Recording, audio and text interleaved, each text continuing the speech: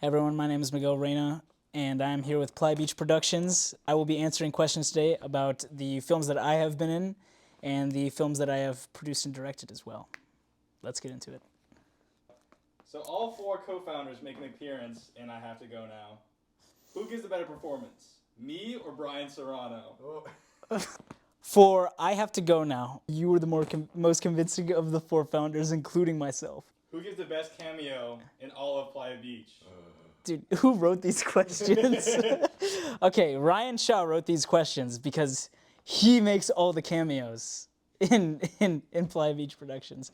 Although we do have the Rick saga. If you're not familiar with it, go check it out. Where for some reason Murch plays a guy named Rick across 4 different movies. 4? Yeah, Yeah, it's 4 different movies. Is there a song that inspired either the visual imagery of the film or the tone of the film? For I Have to Go Now, Mystery of Love from Call Me By Your Name was probably an inspiration. Because, I mean, the characters weren't gay, but I would say that there is that coming of age element, that kind of letting go, moving on, growing up element to I Have to Go Now, where they had an extremely close bond.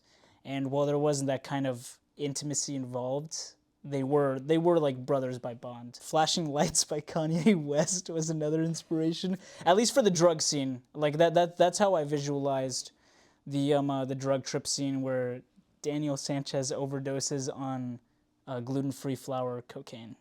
This was your directorial debut.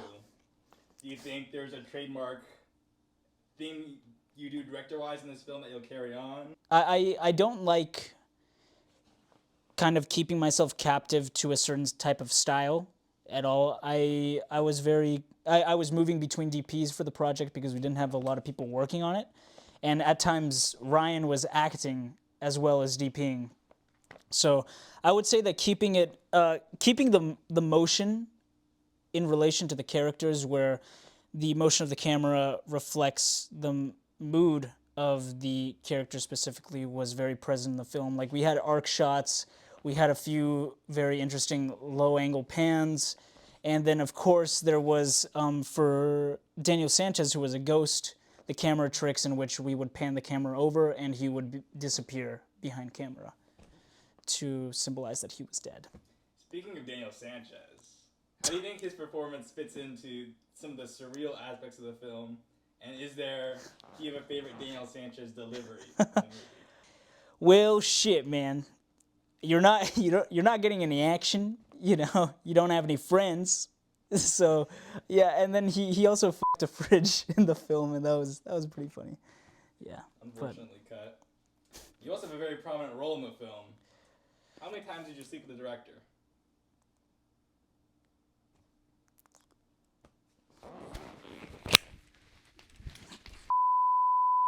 I was told we'd be switching interviewers, so I'm back. So Miguel, how did your upbringing influence your the way that you direct and the way that you write?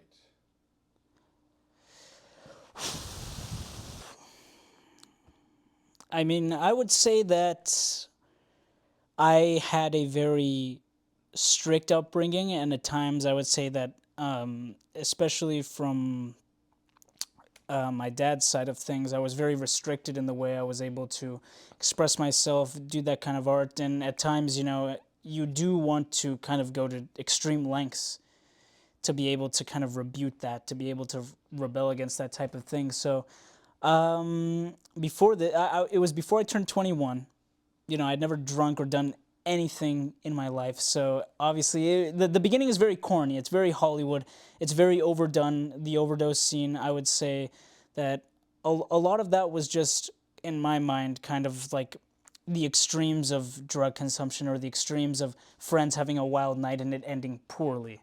College helped me open up a lot more, and I would say that it was that emotional maturity contrast to my upbringing that I was able to develop myself that is shown later in the film with, I guess, the different relationships that these characters have, the relationships in which there is resentment, there is envy, there is, blame placed on these characters, even though there shouldn't be.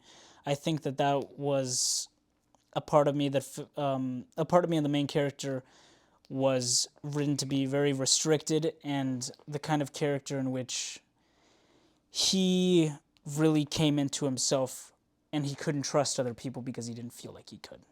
Do you have a favorite shot from the film? Mircha's character goes downstairs.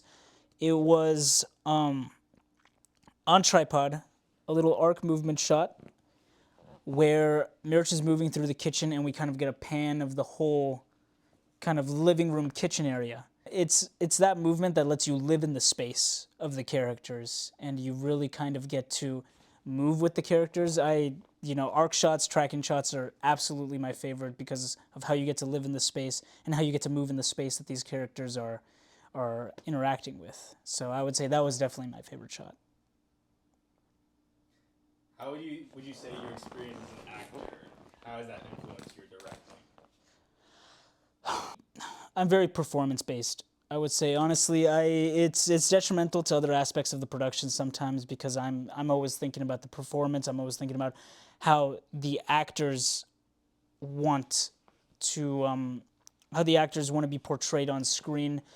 But I would say when you're acting, it really gives you a sense and a deeper respect for the actors who are working on your project when it's your turn to direct. Can you do an impression of all other co-founders when they're on set?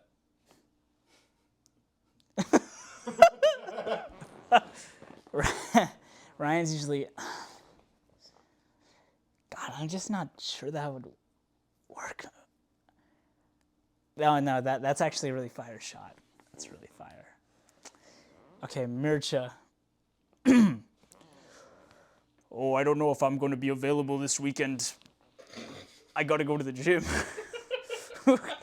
Watch me pick up this light. And then Brian. I mean, there's a lot more we could say about Brian, but I'll probably... I would say... yeah. That'd be Yeah. my Ryan impression. Producer questions. What's your favorite and least favorite part about producing? Location scouting and casting are my favorite parts of the process. Building a cast that absolutely stays true to the script and its characters, extremely rewarding.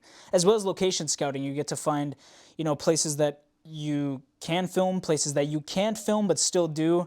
And I think that having a deadline to meet and having to put all of these pieces together with an entire crew at your disposal is very stressful but rewarding. And my least favorite part is definitely budgeting and also just the stress that comes with having to meet that deadline as well. I mean, I know I said that I enjoy it. It is a thrill, but it definitely takes a toll on you, especially if you have to do reshoots and stuff like that. It is just an absolute hassle, and it's an awful feeling when you have to either recast or reshoot because of people's availabilities.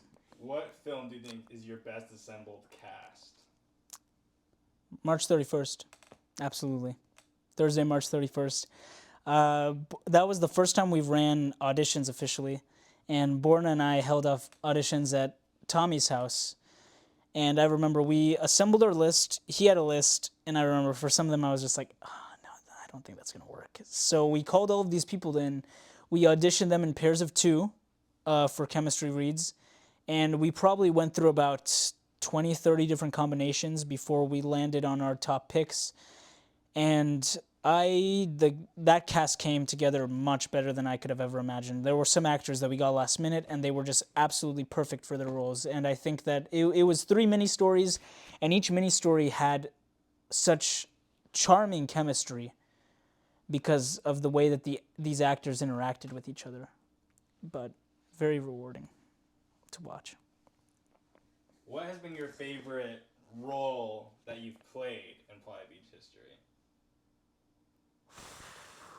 Paper Bagman was very fun. Wright was an extremely fun character to play. It was funny because it was only the founders shooting it. It was only the founders cast. And we probably took about a whole month to shoot it. So every time I came, I had forgotten the original performance. And I started switching it up. So the original inspiration for the character was Brad Pitt in Bullet Train. And then it ended up turning into, I don't even know what, but it was probably the most fun I've had playing a character due to kind of the vulnerable nature of the character. You know, he's in therapy.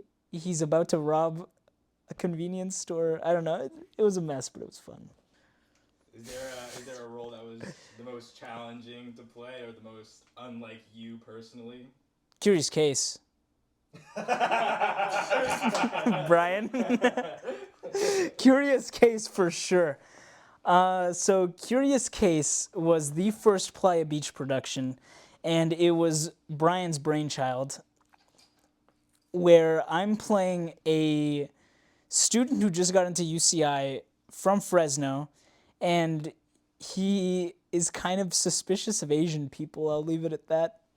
Besides being producer, what is your favorite crew role on set? I would say director, but honestly, probably AD. AD. Yeah. No, I mean, I can lock in when I want to, you know. And I think that AD is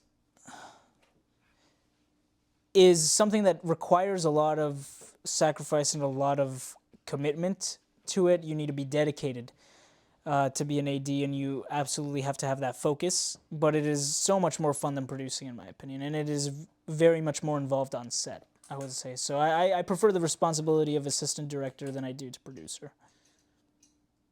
Who is the hardest actor to quiet on set?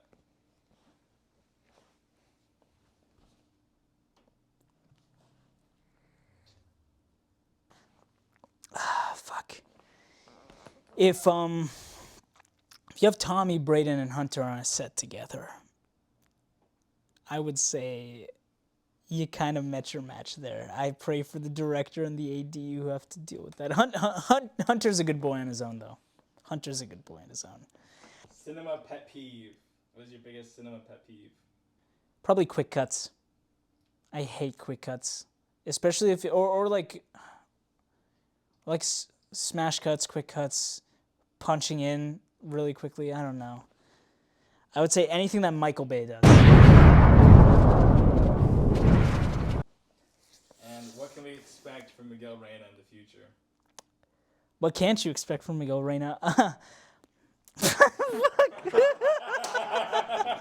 If it's somebody that's a good answer.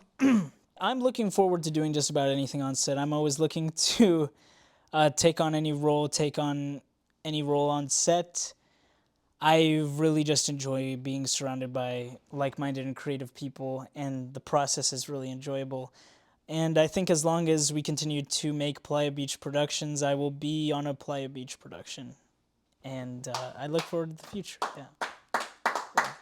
Thank you, Miguel Reyna. Thank you. Is there any questions you want us to ask you? Ask me about my short films. Yes, fuck. Birth name is John Melcher. It's adoptive names. It's not even my birth name. Adopted name John Melcher. Why Miguel Reyna? Miguel Reyna is somewhat of an homage to my mother and grandmother. Both supported me creatively very much, and my mother's maiden name is Reyna, and I wanted to adopt that into my art. She was always very, very encouraging of me as an artist, of me as a person, and you know, I wanted to pay my respects to her and my grandmother with and Miguel is the name that she wanted to originally name me. However, I guess my dad thought it was too Hispanic sounding, so it was John Michael. But Miguel was originally supposed to be the name at adoption. So Miguel Reyna. Yes. That's a good final question. Yeah. Okay, let's cut. Hey everyone, thank you for watching. I'm Miguel Reyna, and please go ahead and subscribe to Playa Beach Productions.